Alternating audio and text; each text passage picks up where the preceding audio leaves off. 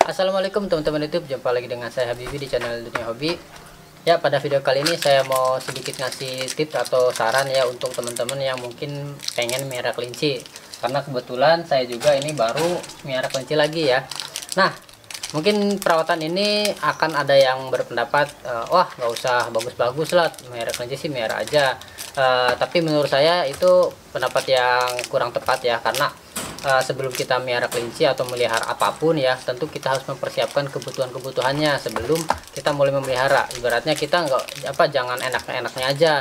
Tentu harus dipelihara dengan baik agar kelinci hewan yang kita pelihara pun menjadi sehat ya. Tentu kita juga nyawangnya atau melihatnya itu senang gitu ya.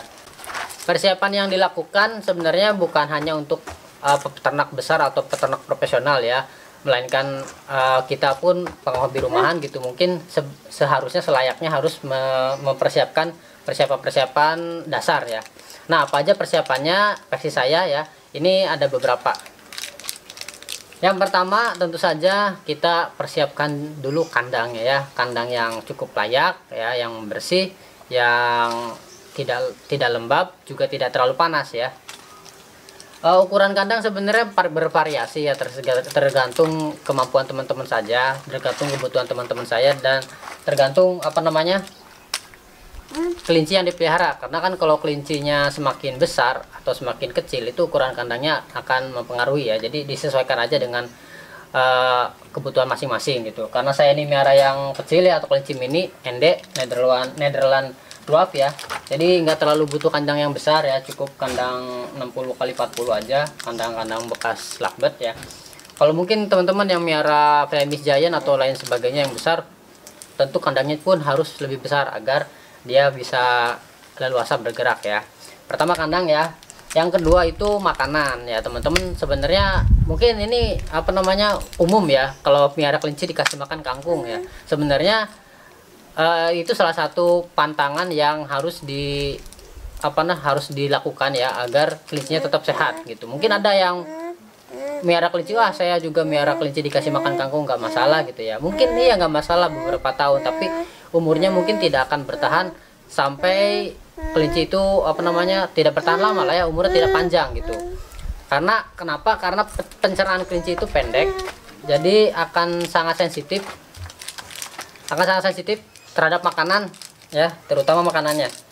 Kalau terlalu basah atau terlalu lembek, biasanya kelinci akan mencret. Jadi satu ya, itu aturan utama, jangan dikasih makan kangkung dan jangan terlalu sering ngasih makan yang basah-basah gitu ya. Tapi kan teman-teman bilang mungkin yang basah-basah kangkung dan lain sebagainya itu kelinci suka ya, memang suka ya. Mungkin kalau manusia itu kayak junk food ya, jadi enak dimakan tapi tidak sehat untuk badan gitu.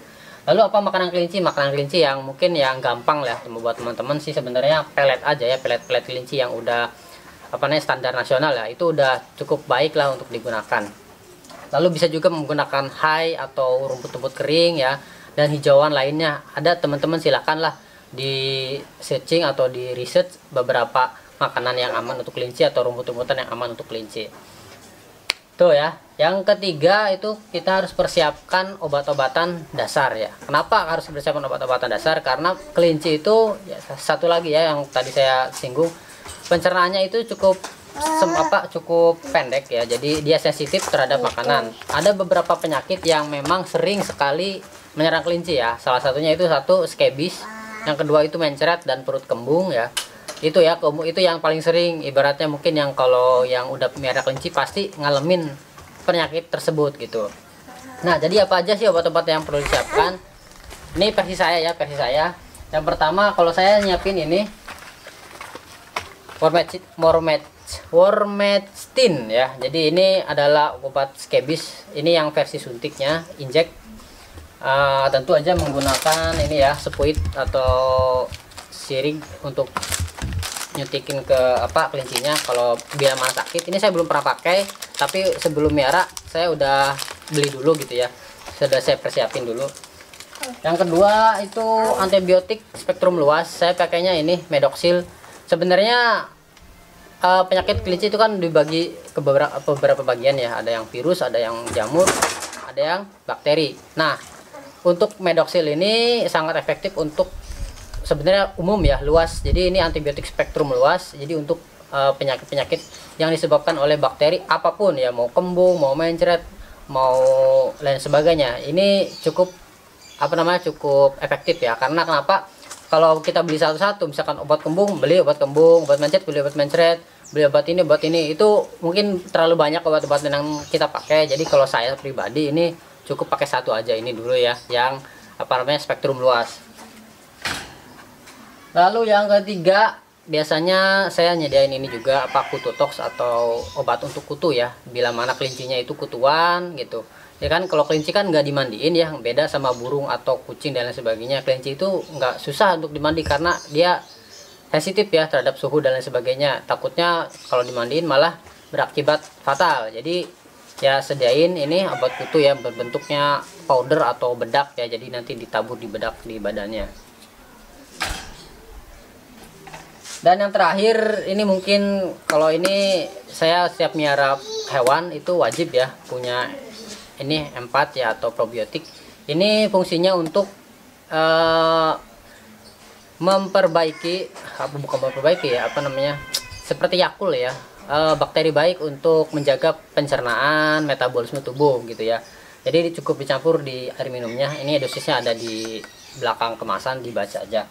Jadi kelinci itu kan memang sangat sensitif pencernaannya, jadi sangat gampang mencret, kembung dan sebagainya kalau salah makan ya. Jadi saya pakai ini untuk mencegah hal-hal tersebut ya. Ini juga bisa dipakai untuk fermentasi pakan kelinci ya. Jadi mungkin teman-teman ada yang pengen pakan kelincinya pakai fermentasi, bisa pakai ini. Itu salah satu bahannya.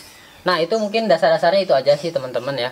Jadi nggak perlu banyak obat-obatan, tapi kalau misalkan teman-teman pengen beli obat-obat yang spesifik untuk kelincinya, itu nggak masalah ya, justru lebih bagus karena saya menghemat budget dan menghemat tempat, atau menghemat gimana ya, kalau kebanyakan obat itu kayak takutnya terlalu pusing gitu ya. Ya udah saya pakai yang general aja gitu, satu obat untuk bakterinya. Kalau teman-teman mau beda-beda ya bebas lah, itu tergantung teman-teman. Yang penting disediakan untuk penyakitnya gitu ya, obat-obatan untuk penyakitnya. Ya itu teman-teman ya, tadi beberapa saran ya untuk memulai memelihara kelinci. Jadi biar kelincinya itu sehat-sehat dan kita juga lihatnya itu seneng gitu. Jangan lupa ya teman-teman, rajin-rajin aja searching, sharing-sharing dengan kawan-kawan sekomunitas itu bagaimana perawatan kelinci yang baik, pakannya apa aja dan lain sebagainya gitu. Jangan hanya terpatok pada satu sumber aja. Jadi silakan dicari lagi digali lagi ilmu untuk tentang kelincinya gitu sebelum memelihara kelinci gitu. Jadi karena persiapan bila mana kelincinya mengalami suatu masalah, jadi teman-teman udah nggak panik lagi gitu. Ya itu aja sih teman-teman dari saya, semoga bermanfaat. Sampai jumpa lagi di video-video selanjutnya. Wassalamualaikum. Dadah.